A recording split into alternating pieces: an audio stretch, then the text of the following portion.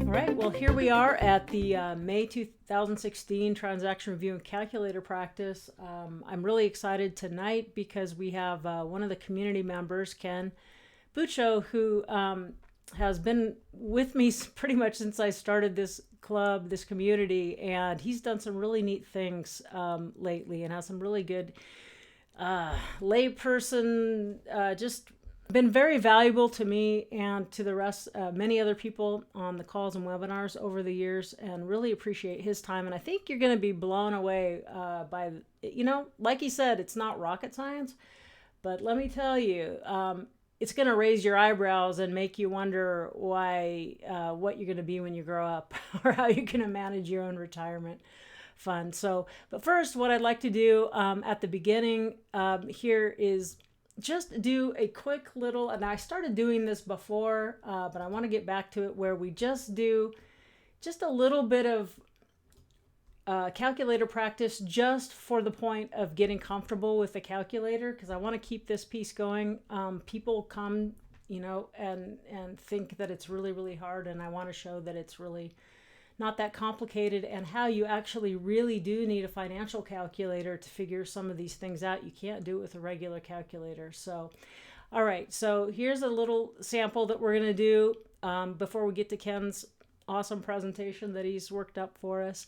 Let's say we have a note balance of $200,000. That's the face rate. The face amount of the note was 200. I'm going to put it in PV here, present value. The interest rate, the face rate on the note, 7%. I'm going to put it in the I/R here. And it's 10 years, but only with one payment per year. So 10 years, one payment per year. What's the annual payment? So the thing we have to do first is realize that the payments per year are normally 12, right? Most loans are paying once a month, so 12 payments a year. So to figure this problem out, we have to actually change it to one payment a year. So I want to show how we do that. So we take the one, and then we use this shift key here, this orange. That brings up payments per year over here, and we click that. And now we can see it's really small, but the payments per year up here is 1. So that's one payment per year. And 10 years, so we know that we've got 10 of those. So what's the annual payment? See if you can get it before I click over there. Obviously, future value here is 0. And if I don't put anything there, I could go ahead and do this. If I don't need to, I could leave it empty. But just to solve for the payment, what's that annual payment per year? $28,475. Okay, well, interesting. Some notes do pay like this, but not very many. But what would the balance be after 4 years? So there's more than one way that you could do this, and I'm going to show you the 3 ways. So number 1, let's look at the amortization schedule here. After the 4th year, it looks like the balance is $135,729. Let's see if that's the same as if we do it a different way. I'm going to put, I've received 4 payments for 4 years. Now, after receiving 4 of these, I'm going to press future value to see what remains on the note. Same number. They're $135,729.60. So that is the balance after 4 years. And then the next part, what would my yield be if I bought half of the remaining payments for half the balance? That sounds like a fair deal, doesn't it? I will buy, how many payments are remaining? So if it was 10 annual payments and they've made 4, we know that we have 6 left. And if I'm going to be half of that, that would be 3 payments. And if I'm going to pay half the balance, so I'm going to divide this by 2. Okay, and I'm going to put it as a positive number for here, my present value. And if I'm buying the next 3 annual payments, I don't have a balloon payment, so I'm putting that back to 0. So now I'm going to get 3 of these payments for this amount. I wonder what my yield would be. Okay, 12 and a half, not too bad. If the guy wanted to sell his whole note and I wanted a 15% yield, what would I pay for the remaining 6 annual payments? So I'm going to put 15 in here, and I've got to change this. I'm going to get all 6 payments. And the thing I don't know is what I will pay for that. So now I'm going to click it to solve for that, and I'll pay 107,765. And a really quick thing that I want to do is show you that half payment. If we go back to the normal way, I'm going to recreate this note, and except we'll do it the regular way with 12 monthly payments per year. And so I know that I need to get this little number back to 12. So I go 12, shift, payments per year right here. So good, I'm back to that. And 10 years times 12 is 120. What's the monthly payment? Okay, 2,300. And after 4 years, what's the balance? 136. Interestingly, it's not that far off from the annual balance, is it? Okay, so I'm going to divide that by 2. If I'm going to buy half of the remaining payments for half the balance of the note, that's what I'm going to pay. I'm going to make it a positive number. Turn this back to 0 because I don't have a balloon on there. And okay, we got 48 payments have been paid minus 120 is 72 left, but I'm only buying half, so divided by 2 again, 36. And I'm going to solve for a yield. Isn't that interesting? When it's a monthly payment, basically you can sort of ballpark that it's going to be twice, no matter what the numbers are, it's going to be twice the face rate. So the face rate of the note is 7%. And here we can see that if I bought half the balance with monthly compounding only, half the payments for half the balance, you'll almost just basically double the face rate on the note. That was an extra thing I was reminded of when I went to the conference in Las Vegas. So anyhow, just that's it for our little calculator session, and I hope you got some value out of that. Now what I'm going to do is get Ken's presentation up here, and we'll let him start talking and show us what it's all about here. All right, Ken, you're on. Okay, thanks, Don.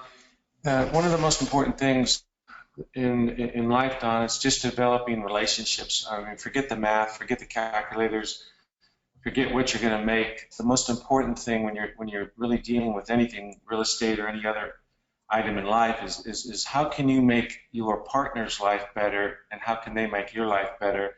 Sometimes you have to be more flexible than them. Sometimes you have to earn their respect. Mm-hmm. And once you do that, then the money will come and it will flow pretty easily. And then a lot of other things get figured out. So one of the things I can recommend to all of our listeners is that try to develop a relationship before you worry about the money. And if you're worried about anything else, try to get started without worrying about the money as well. I mean, don't invest $100,000, don't invest 50. Do a small deal, do it with whoever you can trust, and then build your build your trust and build your education and your knowledge from that one deal, and you'll be surprised. And then, of course, take seminars like yours, go to different classes, and the more you learn, especially with the financial calculator, the more you'll be able to put deals together in a way where you have never thought in a million years that you could have done this, looking 5 years forward, and then where you started out, and then 5 years from now. It's amazing how much money can really come in your pocket just because of the fact that you've learned something as simple as the financial calculator, and you have a lot of power by doing that. Yeah. So that's my first tip as far as that goes. And and my objective moving forward is that because of the knowledge that we have, you can go ahead and go to the next slide, the knowledge that we have with the financial calculator, I believe that I've earned anywhere from 12.5% to 15% on any deal that I do personally. If somebody else wants a yield higher than that, I mean, I'd love to have it higher than that, but I'm talking minimum 12.5% to 15%, and that's based on being in the business for quite some time, doing notes for probably the last 8 years, and education is power, and like anything else, I think you should be able to charge what you're worth, and 12.5% to 15% is just the minimum that I would begin with. And let's just point out that's not exact. It's sort of passive, but you are sourcing your own deals and creating your own situations. You're not just sitting back and handing it to somebody and doing nothing. That's the difference. When you're doing it, you're sourcing it, you're spending the time, you're creating the relationships. That takes time. Right. You deserve that when you become, the rainmaker for yourself and other people, frankly. Absolutely, absolutely. Right. And basically what I'm doing is obviously I'm using my own money, and when I say my own money, it can be done in different ways. I also invest for my mom, I invest for my wife, I invest for my wife's sister, so I use other people's money as well. You don't have to use just your own money. If you have an IRA, a self-directed IRA, I would say for sure if you don't have one, get one, learn about it, because it's a very powerful tool. And all you need is, $3,000 to $5,000 to start, and you can make that $5,000 grow quite easily if you partner up with different people. I'm not going to say $5,000 is going to get to be $100,000 in no time, because that's not what's going to happen. But just learn about the self-directed IRA, and then from there you'll understand a little bit more. We're not going to go into that right now, but the security instrument that I happen to be using is a promissory note, and I do probably 99.9% of my notes in position. I do have a couple of notes in the second position, and I also do 99.9% of my notes in the performing position compared to the non-performing note, which is a whole entity in itself, and I wouldn't recommend that for anybody to start with, because there's a big learning curve in that. Right. And then, so just performing first. Correct. Is the 99% of your business. I think I just want to just point that out. Yeah. Right.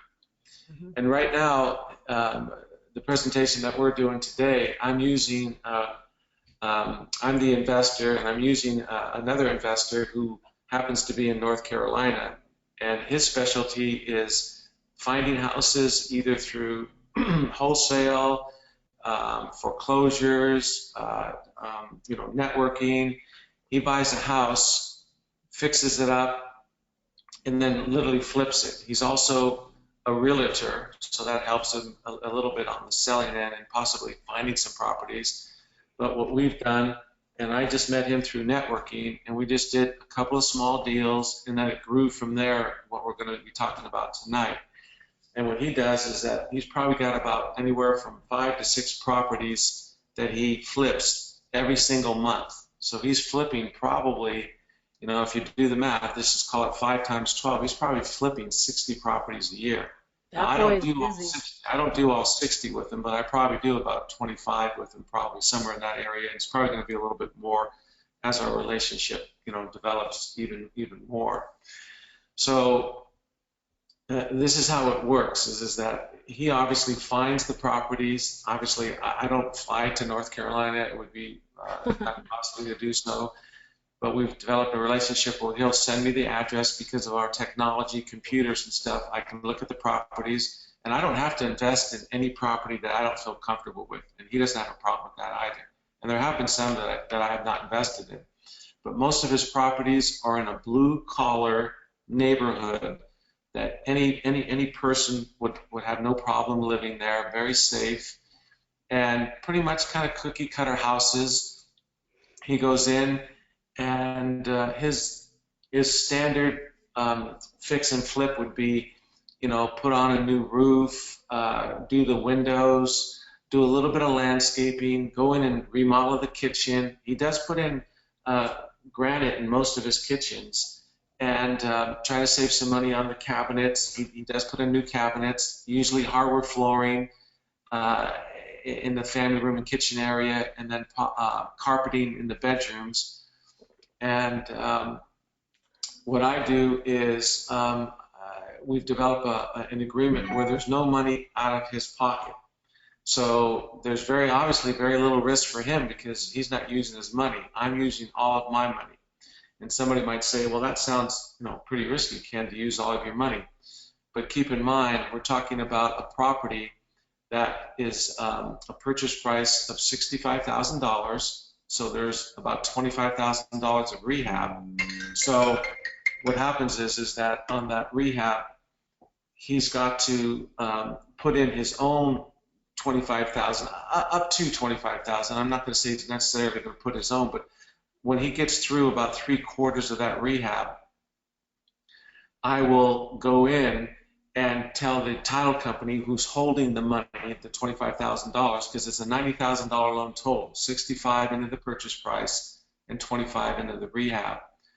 So the promissory note instructs the title company to hold that money until he sends me all receipts for that 25,000 and pictures that shows me that the work has been done. Now, obviously, there has to be some trust there. Right. You don't want to just trust the very first deal. You probably want to make sure to have some third-party person go out there and check out the pictures and make sure about the receipts and stuff like that. But we've worked together now long enough where the trust is there. When he sends me a picture, I don't have to worry about where it's coming from. It's from the house that he sold or that he bought. Right, right. So Ken, he is having to front some money, or he has lines of credit probably at this point. Correct. Right. Yeah, he does. And he's not into it for much because a lot of times he might even have some, construction connections where he might get maybe a 90-day period where he can pay that bill, or 60-day period. Right. Mm-hmm. So it could possibly be free on that end as well. I don't know how he works that in, but I know his father helps him with the accounting on that end, because the guy is a pretty young guy. He's probably in his late 20s. So he's a really go-getter, which is also important. And so it's important to note that, yes, I am risking the whole $90,000, but keep in mind that after he fixes up the property, you're looking at approximately $120,000 to $130,000 on the resale. So I'm looking at it at it's probably can rent for around $1,000 to $1,200. And the worst case scenario, if I had to take it over in foreclosure, which is something I hope that I never have to do, I can still get probably a 7 or 8% on my money. But obviously, if I've got 2 or 3 deals going at the same time, everything that we're talking about tonight would go out the window. But worst case scenario, I'm still okay if all 3 houses I had to own, and they're all brand new pretty much, and I can rent them for $1,200 each, and I've got $90,000 into them. That's still not a worst case scenario as far as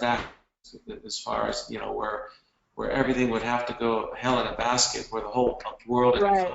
Yeah, I mean, Ken, a lot of times when things go south, I don't know if you've had anything go south yet, but really when it gets to that point, you're just happy to get your principal back. If you do that, you're actually, the reason why you deserve these yields and in real estate and notes in general is because you're willing to do more work and take more risk than sitting in the bank or at a bond or something like that. But that means sometimes your deals go south, and you might, if you get your principal back, it looks like you would have a hard time unless there was something really weird that happened getting at least your principal back. That is correct. Yeah. And another caveat to this is that somebody might say, who's listening to the podcast, well, what happens if the investor on the other end in North Carolina, what happens if he dies or something happens to him? Well, currently we're doing a life insurance policy where I'm, since he's a key employee, I'm going to be put as a beneficiary in that life insurance policy, and we're going to get it for about $650,000, I believe. So that happened, which it could, life can happen in many different ways. If that should happen, and God forbid, I hope it never would, I would be at least protected on that area there. And then on Right. the other end, like I just said, if there was a whole economic failure where that house for that supposedly I said was worth 130 only was worth 90, well, then I still have that 90,000 as the principal in the house, and in 4 or 5 years, I'm sure I would be okay and everything would be fine at that point as long as I was able to hold it and get a property manager. But the way it is right now, with the economy the way it is, the houses, when you buy a house for $65,000 in the United States, I think pretty much there's nothing but an upside potential for $65,000. And Right. mobile homes go for more than that. So what we've developed on this is that through our relationship, it wasn't always this way. There's two different scenarios. There's a 12.5% interest that I would yield if he sells it in 4 months or sooner. And then there's a 15% yield that I would get if he sells it more than 4 months. And again, like I said about relationships, is if he sells it for 4 months and a week, or 4 months and 2 weeks, you know what? It's not worth it for me to try to get an extra 2.5%. I'm going to give it to him and say, good job, and go get me another one and close it, sooner. And here's the bonus. I'm not going to charge you the 15%. I'll just charge you the 12.5, because it's good karma to do that. Now, if it's 5 months, then maybe he owes me the 15%, and it works both ways, type of thing, give and take. Right. Right. Right. But here's the key, and most people listening are going to say, well, 12.5 and 15, Ken, no, that's not too bad. I mean, for all the money that you're putting in. But what we haven't talked about, it's 12.5 or 15% based on an annual basis. Right. So even if This is the big kicker. if it closes in 4 months and it's interest only and there's no points on the loan and I'm not receiving any monthly payments, so that's all good for the other investor in North Carolina. That's a perfect scenario for him. So go ahead and go to the next slide. What it amounts to is that, the 90,000, the interest rate is 12.5 to 15, the term is 3 to 7 months, the monthly payment is 0 to me, and the amortized loan is interest only. So that works pretty much in the investor who's flipping the property. That works into his advantage. So that's why he probably looks at me, as a person, that's loaning him all this money, and it seems to be, good terms for him. So go ahead and go to the next slide. So if you have a financial calculator, this is the worst case scenario. When I say worst case scenario, I mean that instead of getting 15%, I'm only going to get 12.5. Now keep in mind though, and we didn't do this on here, and maybe Dawn can show you if she wants to, but this is would be 3 months. So I'm only going to get 12.5%. But if you put in the $90,000 present value, the 0 payment, and the end for the 3 months. So this is okay. So he's loaning 90,000, and though 65,000 got released, 25,000 is in the escrow account, but you're getting paid on the 90,000, right? Correct. So times, and we're not going to do a monthly thing on this at all, but it's so annually times. So that would be 125. Yeah, 125 here, right? So that's 12.5. You remember the decimal point goes over 2 times. So he's making 11,250. That's just a flat fee for him closing any time sooner than 4 months. Okay, Right. So plus $90,000, which is the principal. So we know that the balloon payment, the future value, and I put that as a negative number, and these two, payment and future value, are negative for me, and these are always positive. That's just how I keep it in my head. Monthly payments, Ken says 0, and he put in 90. So this went out of his pocket here, but he's getting this back. In this case, 3 months. So if you put that as a, so what do we have? Wow. Okay, that's interesting. So there's your 48% yield there. But the other way you could look at it is, yeah, just so if he can do this in 3 months, can he turn your same 90, just theoretically speaking? Can he turn it in like 3 times a year? That's correct. You can. Right? Okay, so you, even without knowing this, you can say, okay, Ken's making 12.5% 3 times Correct. in this year with the same money. That's why like this velocity is where you really kill it, right? So, actually the yield is even better, but I wonder what happens if we put, I'm just curious, it goes 4 or 5.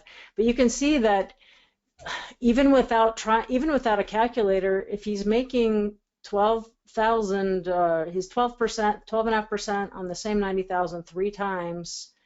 Um, gosh, I mean, his yield, you'd have a hard time making less than 30%. That's correct.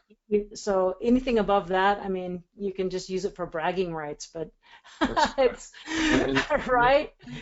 In simple terms, if you're investing $100,000, you're basically going to get back. You're going to get back over $30,000 in 1 year. That's a lot of money. Right. $100,000. Now, even though you're investing it 3 separate times, you're only investing 100 each time. When I say 100, in this case, it's 90. I'm just rounding up. Right. But, realistically, where on earth can you do this? And again, he's doing, I might have between my wife, myself, my IRA, my mom, we could have $500,000 in there at each 3-month interval. So we're investing in 5 houses. So when you do 500,000 times 30%, he's making us $100,000 a year for our family. That is pretty incredible returns. Right, and let's just it's all, and it's incredible. But you are taking risk, but you've taken the time to mitigate the risks, and it's based upon the relationship and this kid doing well. Let's see what he makes and why it's still an awesome deal for him. Sure. So he owes you 101,250. So what? Let's just get that number back up in the calculator. What is he selling the house for? Let's say in this case here, he could probably get about 125,000. Okay, so minus how much for closing costs? Well, closing costs, because he's a realtor, when he sells it, he's going to save about probably 2 or 3%. So let's just say closing costs would be, in this case here, like, $12,000. Let's put it in this case, maybe 7,000, because he's a realtor. So minus 118 net, right? 125 minus 7. And he owes you the 101,250. Mm-hmm. And so minus 101,250. Okay, with no money out of his pocket, he's times that by 5. Times that by 5. And 5 a month. Yes. So he's making, without putting out any of his own money, he's making north of $80,000 a month. So it could be lower because there's also costs that he might have to do, like the closing costs. I might have gone low by saying 7. It could be 10 or higher. Right, but for 20 something, I think he's doing okay. Yeah, absolutely. Absolutely. So there's no reason for him to not be happy as well. I mean, granted, he's taking a lot more risk than I am. He's got crews and he's got to find a property. I'm sitting back doing a little bit of math and using the financial calculator and making sure that, he didn't think about the beneficiary and the life insurance. I did. So again, when you're doing deals and you're looking for ways to save that money, you also have to look at ways where you're saving money by not necessarily making any money, but maybe by not losing any money either. Right, preventing, insulating yourself against future losses. So it costs them $100 a month for that insurance policy. Wow. Okay, that took him down to only $83,650 a month. And don't forget too, that $100 that you're talking about, he's probably going to make that up when he's got a deal that's close to 4 months and a couple of days. I'm going to give him the 12.5 rather than the 15. So he's already paid for that policy by 1 or 2 deals that I just give him the extra 2.5%. He came so close. Yeah, it's just phenomenal to have a performing first position where you're making, because of this, what you've created here for yourself and your family, you're making north of 30%. That's conservative. Um, that's not every day. Everyone who's even tried knows that, without just enormous amounts of risk, you don't make those kind of Right. returns. And Don, worst So, case scenario on that rental that I was talking about, if you can, just plug in the numbers, yeah, $90,000 on the present value, right. and then on the of course, the number of years you'd hold a property. I'm not sure how many years you'd have to put down, but basically, let's just say I receive the payment. Let's say I can rent it for 1,200, and after expenses, taxes, and everything else, I get 800. So let's just say Okay, yeah, so times, what is that? Is well, that 60? 96 uh, Uh, would be 9,600, I think. all right, 800. I'm just seeing what you think your Yeah, expenses would be. Yeah, that seems like a really realistic number. Okay, so you get right. 800 Times a 12. month times 12, 9,600 divided by 90,000. That's the cash. So your cash on cash return is 11%. That's I worst said case seven, I scenario. said around 8 or 9, so I was just guessing. I mean, maybe instead of 800, I get 700 after all is said and done. But still, if it's around 10 or 9%, that's not bad either to have a brand new property. Who wouldn't want to live in a brand new property that's been fixed up? And that's Or, worth well, scenario. yeah, rent if you want that kind of asset, but if you wanted a note, you can sell it to owner carry to someone for Yeah, exactly. 130, take 15 down. What would you have? 115 note for your 90,000 in. You give them a good deal. Maybe you can give them 7%. You amortize it over 180. What would their monthly payment be? Yeah, that's PITI is less than or about the same they'd pay in rent. Right. And but really, you've got 90,000 in it. So what's your yield? Okay. So it just depends on the kind of asset that you want, whether you want something that you can have the amazing tax benefits for, or you want the cash flow from an owner carry note. And that hasn't happened, so we haven't had to worry about that. And I don't anticipate it happening because, Right. again, when real estate is going for $65,000 and it's already been hit by the last problem that we had, realistically, you're still looking at around 100,000, a little bit more for a property. That's still very low when you talk about the median price house in all of the United States. Yeah, $100,000 is absolutely. not a lot. Right, right. So most people that are reasonably stable can afford this house because it's the same. If they get a little bit of a down payment, they can, they can own it for the same price they'd rent it. So Right. it's fabulous. Wow. Any last thoughts, Ken? I really appreciate you taking the time to do this, share this. Like I said before, I just would stress for somebody just to start out with a small amount and team up with 3 or 4 different people. Look for a note on different websites or through even your site, Don. You've got notes where a lot of times you'll deal with somebody that has a $15 note or a $20,000 note. That just means 4 people teaming up $5,000 each. Start and earn like maybe 9% interest. Learn a little bit about what a note is, how the transaction is, who the servicing company is, how much it costs for the servicing company. Use that as an education experience while you're earning a little bit of money. When I say earning a little bit of money, 8 or 9% is 8 times more than what a bank will give you. So you're not Exactly. only having a great education, but you're seeing, what you can do in an IRA, and hopefully it's a Roth IRA, so you're never Right. ever going to pay any interest on it. And just keep on learning and developing relationships. And all it takes is a couple of good relationships to skyrocket your wealth asset direction for you and your family. Yeah, good advice. And thank you so much for being a friend and associate for all these years too.